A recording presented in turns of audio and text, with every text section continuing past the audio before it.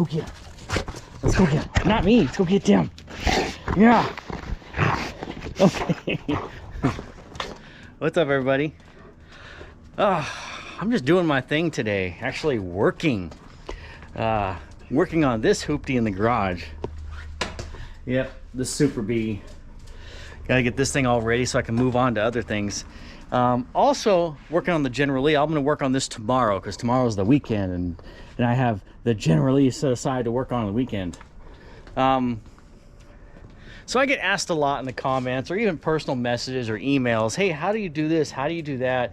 Should I do it like this? People send me pictures of their cars and all that, and I was like, man, even on my General Lee, there's a lot of things don't do. So this is going to be like a don't do segment. Probably one of the biggest don't do's that on my car, which these are things I need to fix. Problem is, we abuse this car so much. This is probably the most abused Dodge Charger on the planet. Yes, we beat the crap out of this car. It's, I think we're on like its third engine, its second transmission, its second front suspension, its second rear axle. The interior's gone through all kinds of changes, but I even daily drive the thing too. So this car gets abused a lot, and we tow with it. So tow hitch. Don't do when you have really poor rear frame rail trunk stuff that somebody else has done. I'll show you. This is a big don't do. This is like when I first saw this car, when I first bought this car, I saw this and I'm like, oh man, that's gonna be one of the first things I fix because that is shitty. Yeah, it's like 6 years later, I still haven't fixed it. I need to, but when you beat the crap out of your cars every day, like I do, you find yourself fixing them for daily driver status more than actual repairs. Let me show you the trunk pan and why this is a big don't do. Now, I'm not going to pull everything out of the trunk because it's really obvious anyway, but someone had put a trunk pan in this car and they like bird dropping welded the trunk pan in, which, you know, there's a lot of people that do not use enough heat when welding. Turn the freaking heat up and just go zap, zap, zap, zap. Don't go on the weld. It looks like shit and it does not penetrate. That's not the worst thing though. That's just like sprinkles on the cake, you know. This is where it's really bad. Normally, trunk pans, they don't go flat, flat, flat, and then drop off like that. Why is it doing that? That is where the shittiness comes in. You are not supposed to be able to stick your hand in between the trunk pan and the frame rail. It is not welded to the top of the frame rail front to back on both sides. And you want to know why? Don't do this. See the outer wheelhouse here? Well, the inner wheelhouse is also supposed to be here as well. So what these people did is instead of fixing the inner wheelhouse and bringing it back down or replacing it or even just making a patch piece, no, what they did is like, you know what, we're just going to raise the trunk pan to match where the rot goes away. So they raised the trunk till they finally hit good metal, and then they proceeded to booger welding, bird dropping, whatever kind of welding you want to call that, to it. That's the height that's supposed to be. Like, the whole back of this car, super chitty. C-H-I-T-T-Y. So that way I can still be monetized. So, chitty. And here's another don't do. Do not Bondo your freaking valence corners. It looks like crap and it just makes it look like you're hiding really shitty car, or chitty car. And even this is cracking through. Again, I flex these chit out of this car all the time with all of the drifting and towing and burnouts and just full-on tomfoolery. The tow hitch really flexes these rear rails because the rear rails are not boxed. This is why you really don't do. So the trunk pan is supposed to complete the boxing of the frame rails. So right now my rear frame rails are just C-channel. The trunk pan is what makes the complete box once it's all spot welded together. So the back of my car is really flexible, like yoga flexible. Which is usually why you start seeing cracking here, you know, cracking here. Things done flexed out, bro. Here's another do not do. These bolt-on subframe connectors, and these were on the car when I got it. Man, I just not good to this car. But that's another thing that needs to come off, and it will come off this episode, so you'll see this leaving the car. This don't do shit. That's bolted on in the front. That's bolted on back here. Don't buy these. They're shit. They do nothing. This needs to be able to have the leverage to complete the bowing or whatever from the chassis front to back. That's not going to do anything. And neither is that as in the force going this way. There is no real strength that you can add to this front clip if you just go to here. Not only that, but bolted, you know how much flex is in that? Plus the holes that you drilled, they're probably larger than the bolt, and so there's just nothing that this does but aesthetics.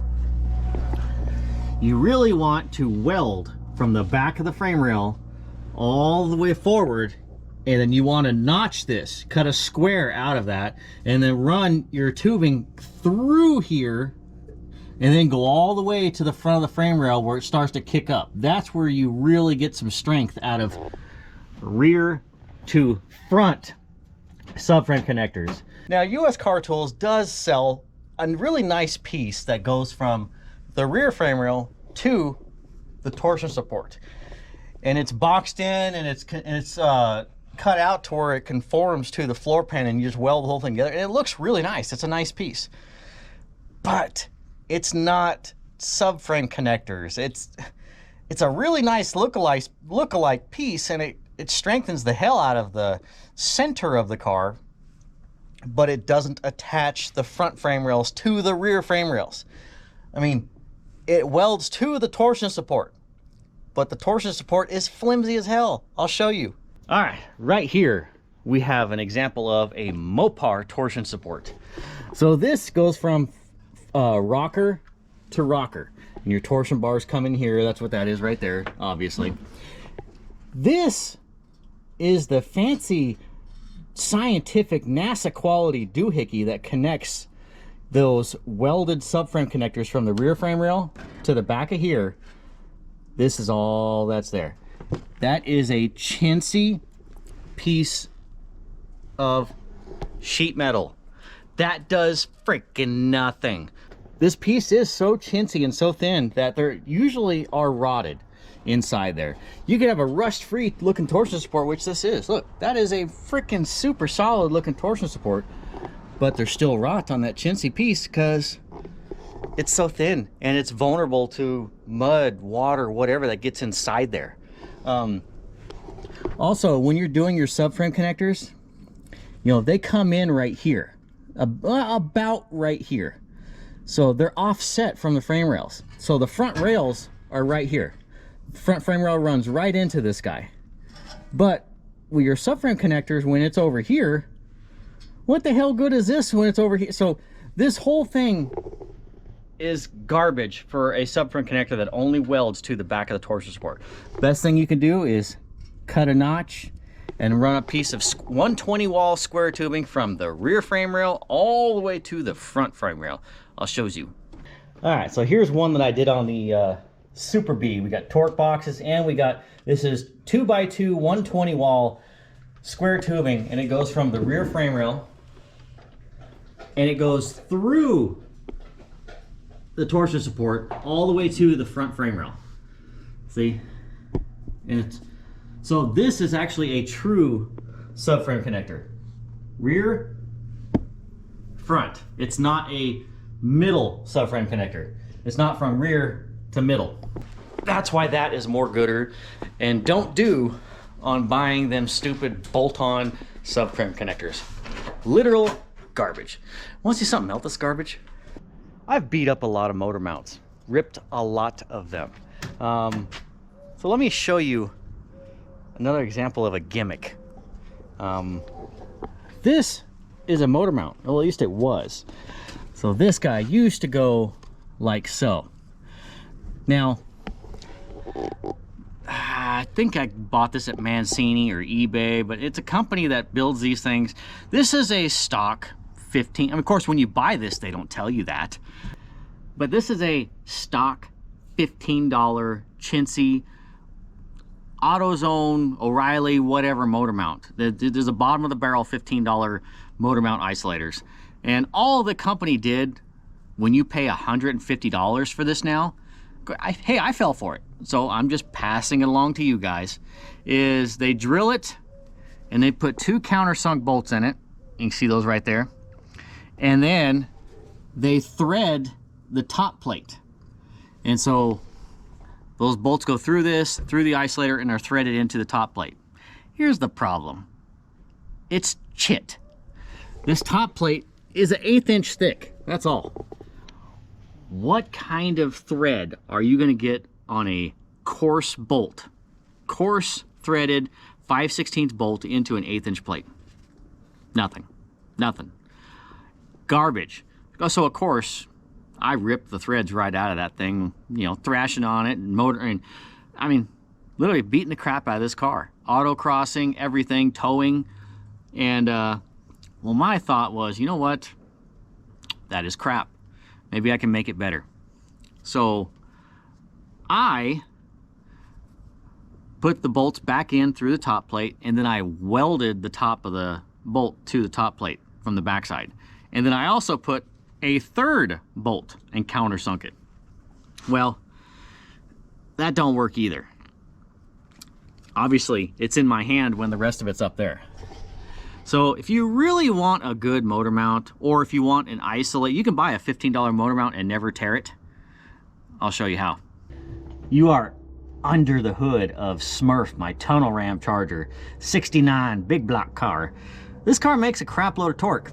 And of course, I broke motor mounts in this. My way to fix it was, I bought another $15 motor mount, but, let's see if I can get the camera in here so you guys can see this. I took a sway bar link, so it's got the, you know, the 2 rubber biscuits and the 2 rubber biscuits. I made a bracket that bolts to the ear of the block, and then I just welded a little ear on my motor mount. And so now this is like a strut bar. So this is what holds my motor mount, my engine on the torque. It's basically a torque strap, I guess you can call it. And well, you know what? This car's got like 40,000 miles on it since I've done that, and I ain't broke a motor mount since. I can't even remember the name of the company that made this, but if you see this and you're having thoughts of buying this, don't. It's chit. You know those urethane motor mounts you can buy that are actually interlocking? So what you really want is an interlocking motor mount.